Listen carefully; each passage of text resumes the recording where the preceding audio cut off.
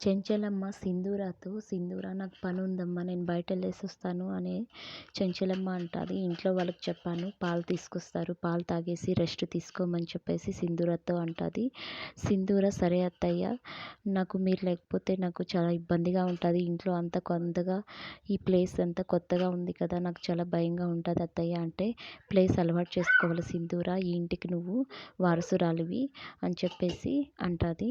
"నువ్వు ఇలా ఎప్పుడు బాధపడతా ఉంటే నా కొడుక్కి ఇచ్చిండే మాట నేను పోగొట్టుకున్న దాన్నయితాను" అని చెప్పేసి అంటాది. పాలు తీసుకొస్తారు, తాగేసి రెస్ట్ తీసుకోమ్మా అని చెప్పేసి చెంచలమ్మ అక్కడి నుంచి వెళ్ళిపోతుంది. సింధూర బాధగా కూర్చుని ఉంటుంది. అప్పుడు ఇంతలో చిలుక వచ్చి, "హాయ్ సింధూర, ఎలా ఉన్నావు" అంటే, "నేను బాగున్నాను, నువ్వు బాగున్నావా, నీ పేరేంటి" అంటే, "ఓహో, నువ్వు ఆ చిలకవేనా, నన్ను గుర్తుపట్టుకొని చూడ్డానికి వచ్చావా, నీ పేరేంటి" అని సింధూర అడుగుతుంది. "నా పేరు లక్ష్మణ" అని చెప్పేసి అని చిలుక చెప్తుంది. "ఓ లక్ష్మణనా, రాముడు ఇక్కడ" అంటే, "రాముడు ఉన్నాడు, వస్తాడు తొందరలో" అని చెప్పేసి అంటుంది. "ఓకేనా, సరేలే లక్ష్మణ, నేనంటే బందీగా ఉన్నాను, నీకంత అవసరం ఉండదు, నువ్వు స్వేచ్ఛగా తిరగచ్చు, నువ్వు వెళ్ళి ఇక్కడి నుంచి" అని చెప్పేసి సింధూర అంటుంది. సరే అని చెప్పి అక్కడి నుంచి చిలుక వెళ్ళిపోతుంది.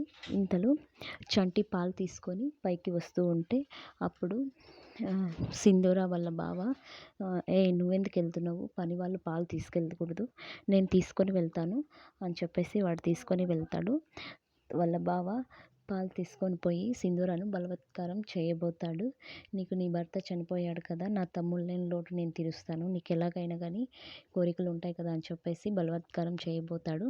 ఇంతలో సింధూర వల్ల, అంటే చెంచలమ్మ వాళ్ళ ఆడబిడ్డ కూతురు వచ్చేసి తన నుంచి సింధూరని కాపాడుతుంది.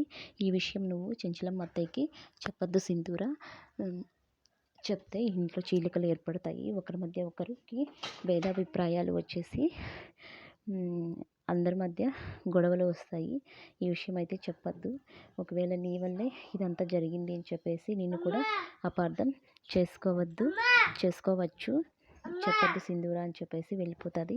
ఈ విషయం చెప్పాలా వద్దా, చెప్పకంటే నాది తప్పైపోతుంది కదా, అత్తయ్యకి చెప్తే బాగుండు, చెప్పొద్దు అని తనైతే చెప్పింది అని చెప్పేసి సింధూర ఆలోచిస్తూ ఉంటుంది. ఇంతలో చెంచలమ్మ పని మీద బయట వెళ్తూ ఉంటుంది కదా కారులో. మధ్యలో దారిలో విజయమ్మ కూతురు సైకిల్లో కాలేజ్కి వెళ్తూ ఉంటుంది. మధ్యలో బురద ఉండడం వల్ల దారిలో ఆ బురద విజయమ్మ కూతురుపై పడుతుంది. "ఏ ఆపు, నీకు బండి తోలడం రాదా, బురద ఉంది కదా పక్క వాళ్ళకి ఎగురుతుందని చూసుకోకుండా బండి తోలావు" అని చెప్పేసి విజయమ్మ కూతురు దగ్గరికి వెళ్ళి, "సారీ మా, పొరపాటు అయిపోయింది, పొరపాటున బురద ఎగిరింది" అంటే, అప్పుడు విజయమ్మ కూతురు, "నేనండి మీ ఫ్రెండ్ కూతుర్ని, ఓ మీ ఫ్రెండ్ కూతుర్ని అని తెలిసింటే నాకు మీరు సారీ చెప్పిండ్రు కదా" అంటే, "అలా ఏం లేదమ్మా, నా ఎదుటి వాళ్ళు ఎంత గొప్పవాళ్ళైనా శత్రువులైనా నా తరపున ఏదైనా తప్పు జరిగితే నేను సారీ చెప్తాను, నాకు అలాంటి మాట పట్టింపులు ఉండవు" అని చెప్పేసి చెంచలమ్మ అంటుంది. "సరే పదమ్మా, నేను మీ ఇంటి దగ్గర దిగపెడతాను, కాలేజీకి ఎలా వెళ్తావు" అంటే, "కాలేజ్ దూరం అండి, డ్రెస్సు చేంజ్ చేసుకొని వెళ్ళేసరికి లేట్ అవుతుంది" అంటే, "సరే అయితే సైకిల్లో వెళ్తే లేట్ అవుతుంది, నేను మీ ఇంటి దగ్గర వదిలేసి వస్తాను పద" అని చెప్పేసి చెంచలమ్మ విజయమ్మ కూతుర్ని తీసుకెళ్తుంది. చైన్ కాపక్క, "అదేంటండి ఇక్కడే దింపేస్తున్నారు, మా ఇల్లు ఇంకా కొంచెం ముందుకు పోవాలి" అంటే, "ఈ చేను దాటుకొని వెళ్తే మీ ఇల్లు వస్తుంది, వెళ్ళు" అని చెప్పేసి చెంచలమ్మ అంటుంది. ఇంతలో తను వెళ్ళిపోతుంది అక్కడి నుంచి. తర్వాత చెంచలమ్మ వెళ్తూ వెళ్తూ సింధూర వాళ్ళ ఇంటికి వెళ్ళి వాళ్ళని పరామర్శించాలని అనుకుంటుంది. ఇంతలో సింధూర వాళ్ళ ఇంట్లో వాళ్ళ అమ్మ, వాళ్ళ నాన్న, సింధూర చెల్లెలు సింధూర గురించి బాధపడుతూ ఉంటారు. "అక్క ఎలా ఉందో ఏమో, తినిందో లేదో" అని చెప్పేసి అనుకుంటారు. "నాన్న, అక్క మంచి అత్త రావడం వల్లే కదా ఇదంతా జరిగింది, మంచి అత్త అయితే వచ్చింది, మంచి అత్త అయితే ఇంట్లో మన ఇంటికి పంపించకుండా ఇంట్లోనే బంధిస్తారా, నాకు ఇలాంటి అత్త అయితే వద్దు, నేను పెద్దయినాక నాకు పెళ్ళి చేస్తారు కదా, నాకు అయితే మంచి భర్త కావాలి" అని చెప్పేసి అంటుంది. చెంచలమ్మ అత్తలాంటి అత్త అయితే వద్దు అని చెప్పేసి అంటుంది. ఇంతలో చెంచలమ్మ అక్కడికి వచ్చి, చూస్తుంది. అప్పుడు ఏంటే నేను అన్నం తినిపించినప్పుడు మా అత్తయ్య బంగారం అని చెప్పేసి నా చుట్టూ తిరిగావు, ఇప్పుడేమో ఇలా అంటున్నావు, నువ్వు నన్ను ద్వేషిస్తున్నావా? నీకు మీ కూతురుపై ఎంత ప్రేమ బాధ ఉన్నాయో నాకు అంతకంటే ఎక్కువగా ఉన్నాయి.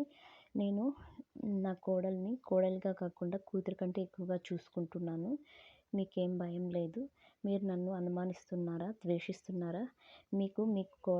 మీ కూతుర్ని మీ ఇంటికి పంపించినందుకు మీకు బాధగా ఉంటే పెద్దరికంగా ఎందుకు పంపించలేదో మీరు అర్థం చేసుకోవాలి.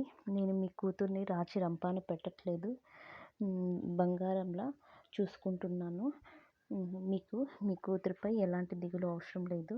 నేను నా కోడల్ని బాగా చూసుకుంటాను. నా కోడలు మాత్రమే కాదు, నా ఇంటి వారసురాలు సింధూర అని చెప్పేసి సింధూర వాళ్ళ అమ్మ నాన్నకు ధైర్యం చెప్తాది చంచలమ్మ. తర్వాత సింధూర ఏమో అత్తయ్య ఇంటికొస్తే ఈ విషయం చెప్పాలా లేదా, చెప్పకంటే నాది తప్పు అవుతుందేమో అని ఆలోచిస్తూ ఉంటుంది. అత్తయ్యకి చెప్తేనే కదా నా బాధ ఏంటో అత్తయ్యకి తెలిసేది. తనేమో చెప్పొద్దని అనింది అని చెప్పేసి ఆలోచిస్తుంది.